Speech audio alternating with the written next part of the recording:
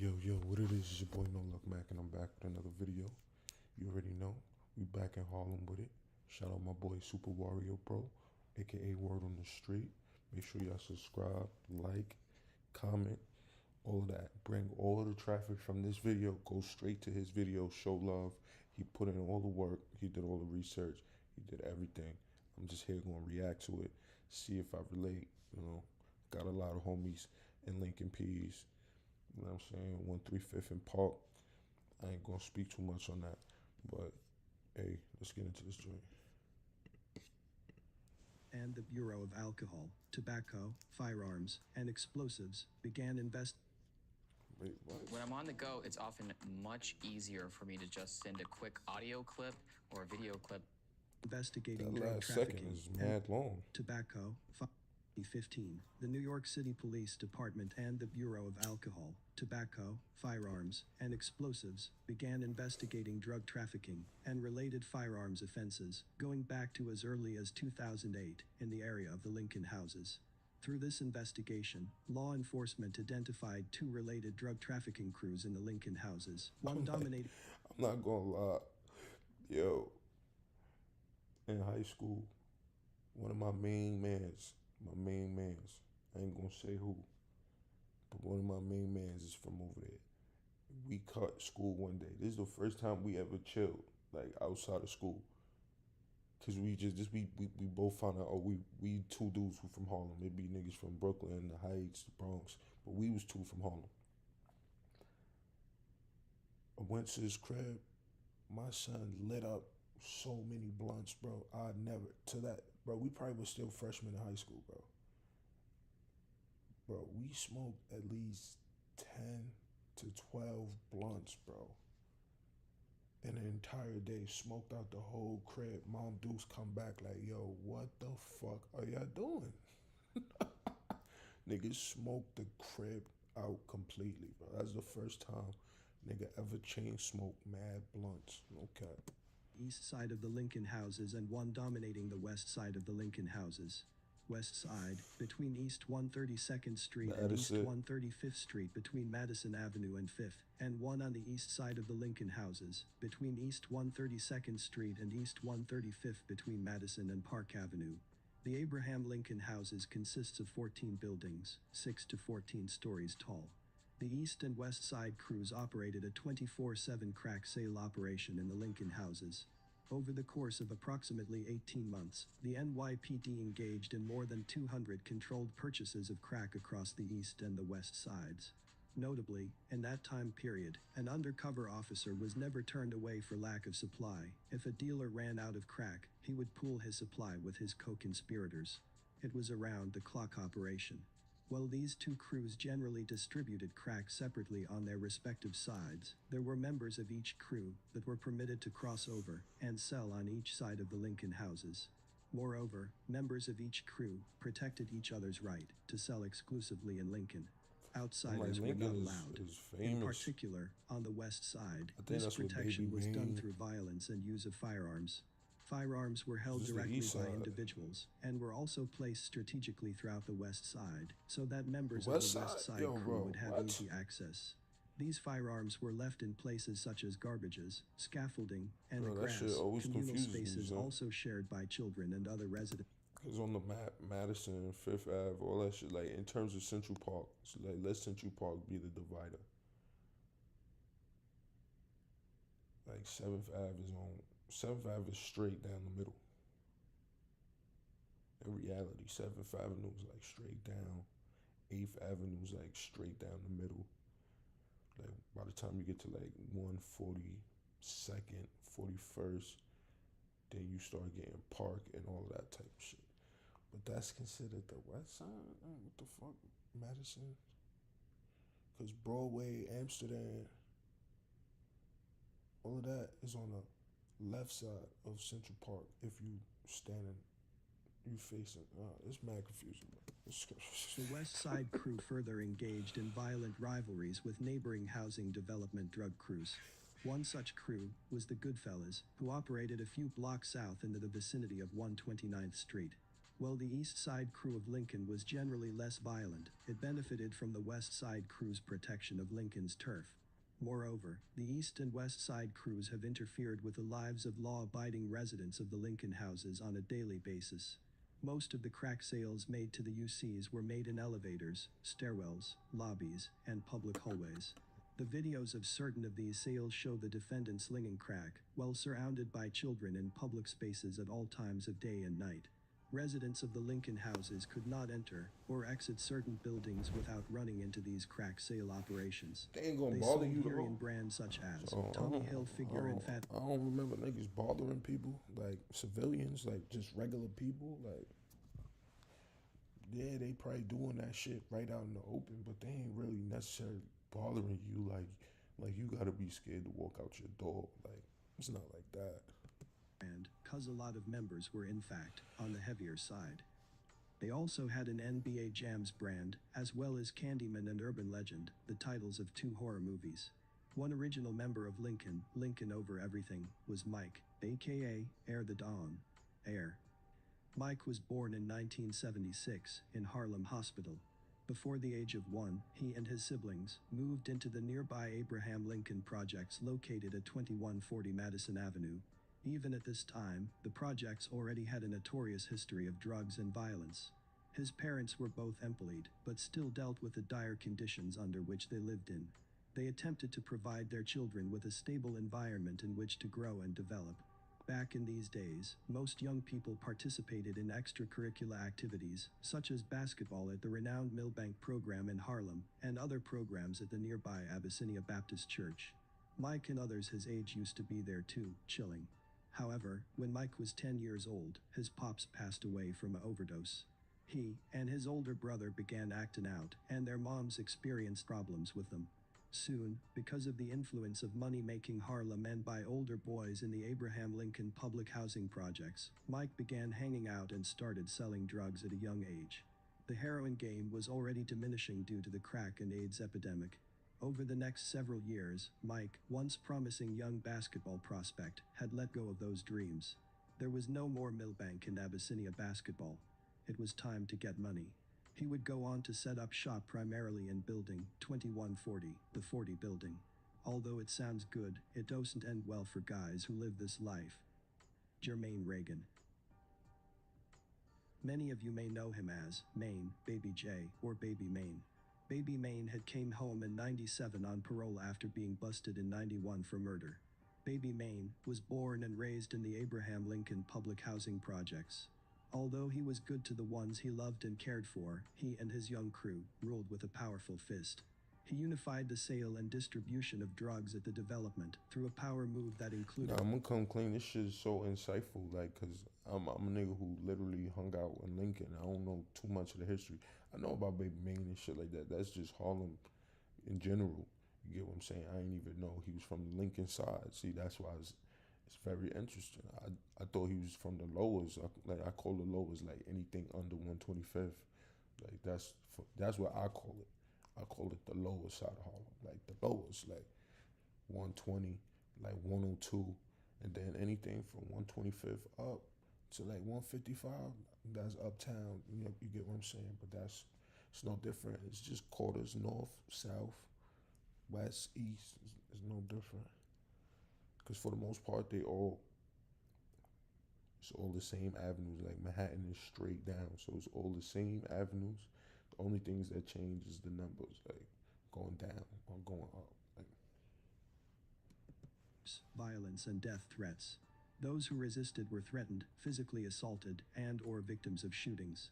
Mike, who was selling drugs inside the Abraham Lincoln public housing projects, was threatened with violence if he did not comply with Jermaine's unification plan.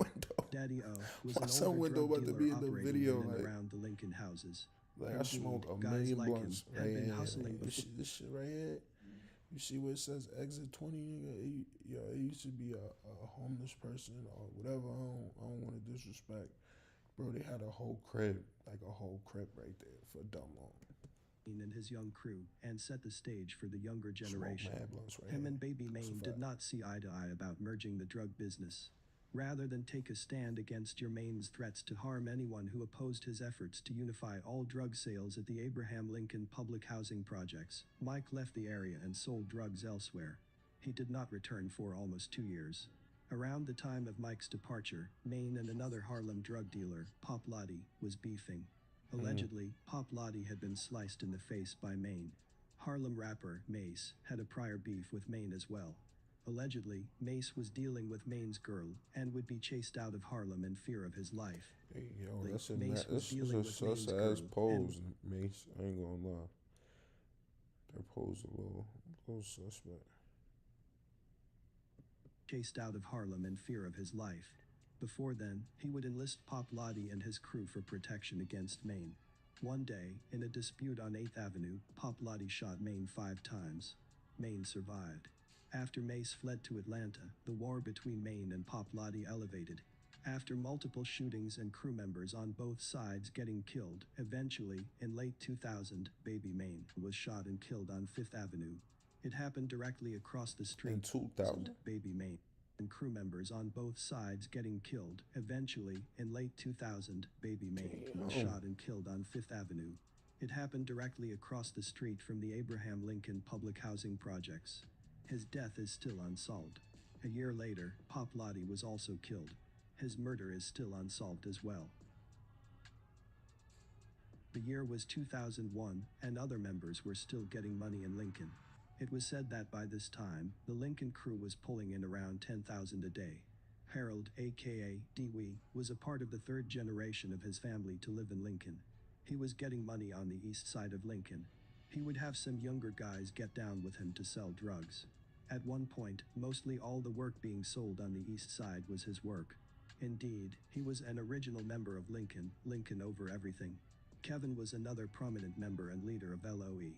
After the death of Maine in late 2000, Kevin would continue the drug operation. The craziest shit for me is finding out LOE is an old ass gang, and the shit got ties to baby maintenance shit. Like, if you in my age group and you from uptown, the Bronx, you remember like 20, like from like 08, like 2010, from 08 to like 2010, 2011, you used to hear mad people be like, LOE, LOE, LOE.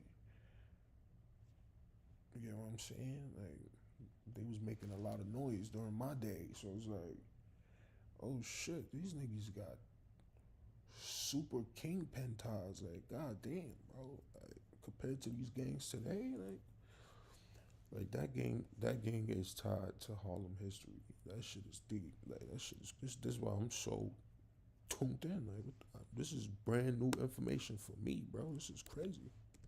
In the Lincoln houses, Mr. Saxon was first arrested as a juvenile in... Because I'm gonna come clean. Ain't nobody really make a documentary about Baby Maine. Like, I don't remember seeing no shit. But I'm gonna look after this. I'm gonna look it up. 85, the police said. He pleaded guilty to a robbery charge and received probation. 4 years later, he was arrested again on various charges, including a murder charge that was later dismissed, and was sent to Rikers Island. There he repeatedly stabbed a prisoner, Terrence Smith, with a homemade knife after a dispute in the jail in February 1990. Mr. Smith died 20 days later. Ultimately, Mr. Saxon pleaded guilty to manslaughter and weapons possession charges, and was sentenced to 5 to 15 years in prison. He was conditionally released in early 1999, but soon afterward became a central target of the investigation of the Lincoln crew.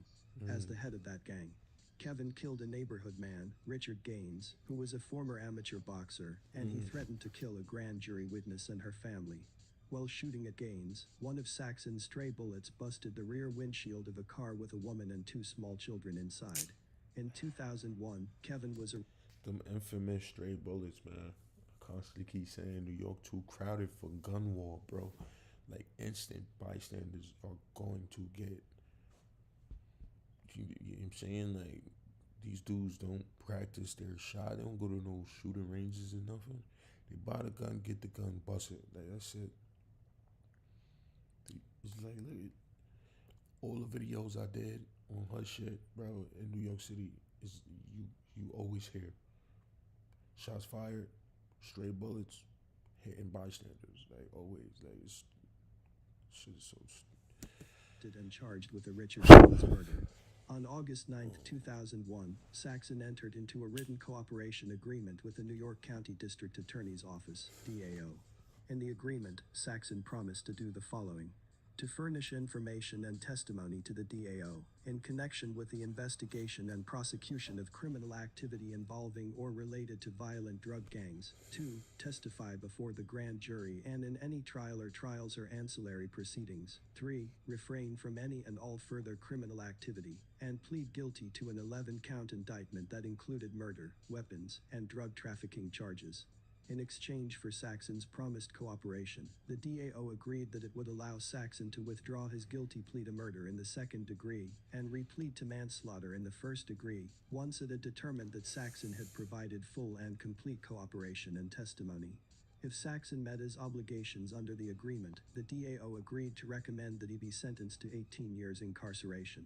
The DAO further promised to take all reasonable precautions to ensure Saxon's safety and that of Saxon's family. The trial judge advised Saxon of the consequences of breaching the agreement, including the fact that the court would be free to impose the maximum sentence. Saxon then withdrew his not guilty plea and pled guilty. As a kid, you don't even realize like how frequent motherfuckers cooperate. You think the nigga you sitting next to doing dirt with is gonna ride it out. That's really a rarity, bro. It's not a lot of niggas who's gonna ride it out, bro. It's not. It's not. It's not. It would just say it's not. Because they don't, like, if you came up my era, the stop snitching, no snitching, you thought nobody was snitching. You thought it wasn't a thing. You thought everybody knew. That's what you do. You don't. Nah, bro. Niggas been spilling the beans. To the 11-count indictment, Niggas be Saxon spilling those subsequently beans, breached man. the agreement. On May 2, 2002, during transport to the Westchester County Jail in Valhalla, New York. Niggas could do the crime, but not do the time if they get caught, you know. After testifying before a grand jury in New York County, Saxon escaped. Authorities let Saxon make some phone calls as a token of gratitude, but DA officials suspected Saxon may have used the calls to alert his drug gang pals to his impending escape. Saxon, the savage 6-footer who weighed 260 pounds, had managed to slip out of his leg shackles as the vehicle reached the High Bridge section of the Bronx on a service road of the Major Deegan Expressway. Authorities didn't know whether the leg shackles were too loose, improperly affixed, or if Saxon picked the lock. An officer, who had been in the back seat with Saxon, leaped out of the van and chased him, but quickly lost his man at West 161st Street and Ogden Avenue. My nigga called feet. He would escape to a chick's house in Brooklyn before making his way to Virginia on May 17th. The next day, Saxon and his armed crew arrive in Newport News, Virginia, and check into the Days Inn Hotel at Warwick Boulevard. On May 19th, 2 p.m., Saxon and his crew checked out of the Days Inn and visits a house in Yorktown. After 10 p.m., he is taken to 101 Soloway Street, where he stayed at in exchange for money and crack. After 20 days on the lam, the ringleader of the $10,000 a day Lincoln Crew heroin gang was nabbed at the crack house hideout in Yorktown, Virginia. The feared fugitive made one wrong move, using his cell phone, which they were able to track and learn his location. Come on, bro. After his capture, Saxon appeared for sentencing. Bro, you made it. You made it out those shackles. You made it out the cop car. You made it out of the sight of the police officer or any type of officer. You made it out of New York City. You made it out of New York State. You made it to the Days Inn in Virginia. Got to the crack spot where you could finally lay low in a place nobody knows you, nobody can identify you, and you're gonna be able to just blend right in, especially in the street shit. Nobody's trying to look in faces. You made it that far, bro, and decided to use your cell phone. Why you even have that, bro? Like,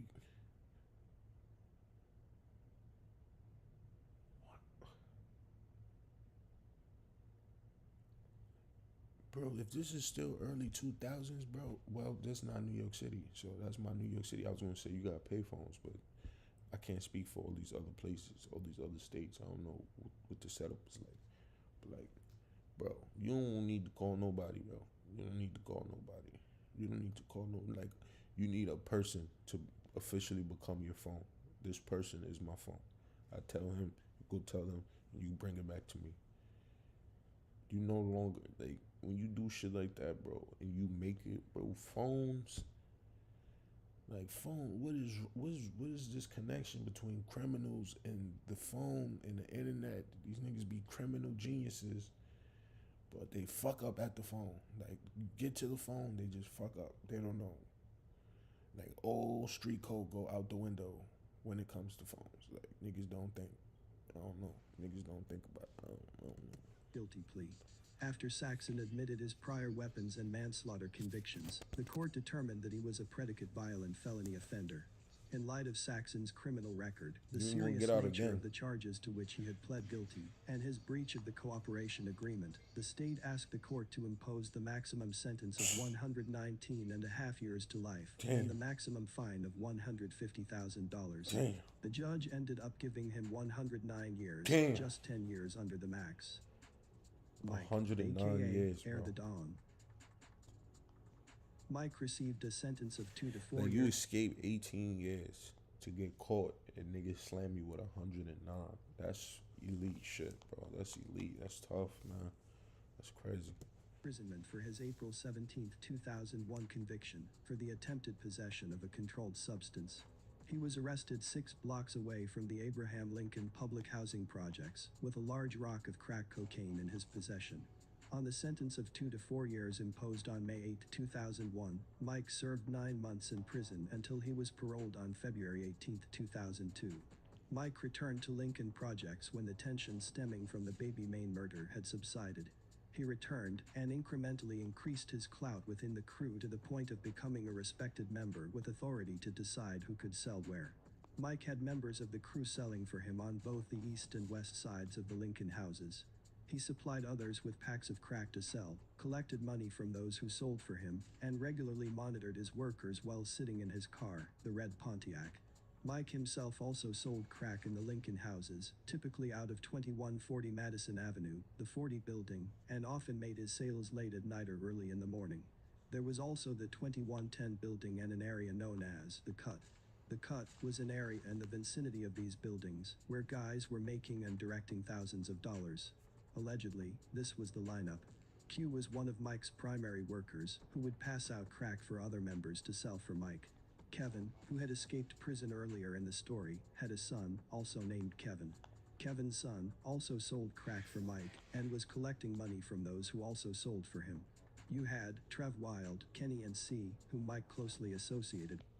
I told him, hey mom, I spent 8 years on this Bro, degree, but crazy, I hate it, and I really This want to shit is change crazy. jobs.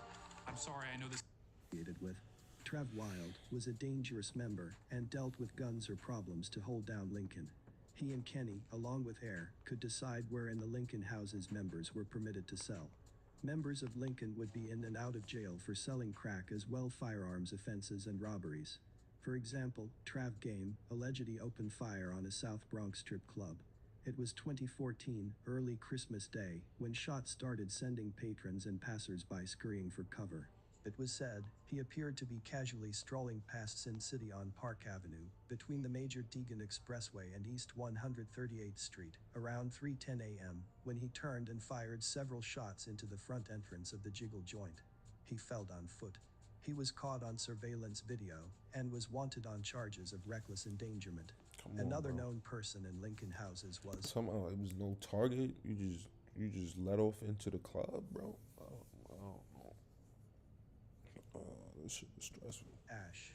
He'd been down since '01 and got his start by picking up and dropping off drugs for another established dealer. Indeed, he was one of the more violent members and testified about the violent culture of carrying and brandishing firearms to protect the Lincoln drug crew's turf and to gain respect from other members of the crew.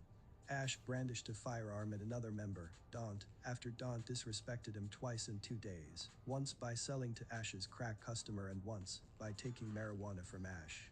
Ash fired a gun in the air in approximately 2007 after he was approached by a rival gang member and felt threatened.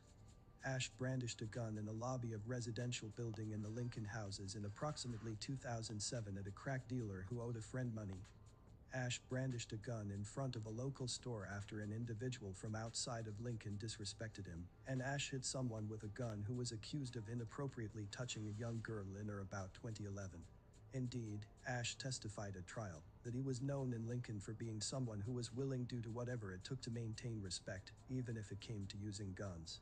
Ash also testified regarding his participation in a conspiracy to rob drug dealers in late 2014 and early 2015 with an individual named Mel, aka Ra. Ash said that between the end of 2014 and Ash's arrest in April 2015, Ash committed 3 robberies with Mel. First, in late 2014, Mel and Ash robbed a marijuana dealer of approximately 4 pounds of marijuana. Mel and Ash split the marijuana, which Ash used. During the course of this robbery, at least they doing Ash and that, Mel you know each what I carried mean? guns, Like, they ain't sitting and here Ash held robbing the niggas with nicks and dimes. They robbed niggas who got the pounds. Niggas took 4 pounds. 4 pounds in 2014. That's before the designer weed. That's before the Zaza wave. That's before the flavors. So 4 pounds of what? If they have 4 pounds of sour, oh my God. 2014, 4 pounds of sour. Them niggas got banterans.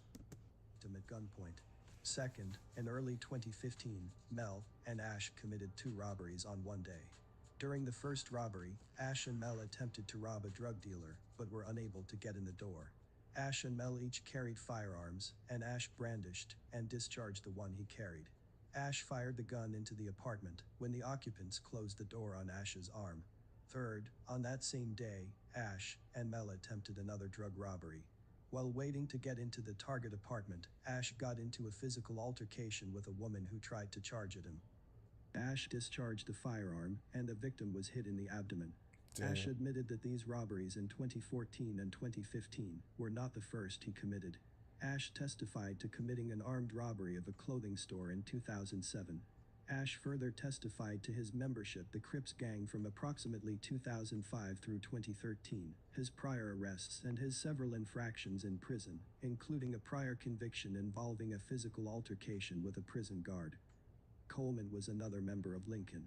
One time before, Coleman had identified a man that shot him to police.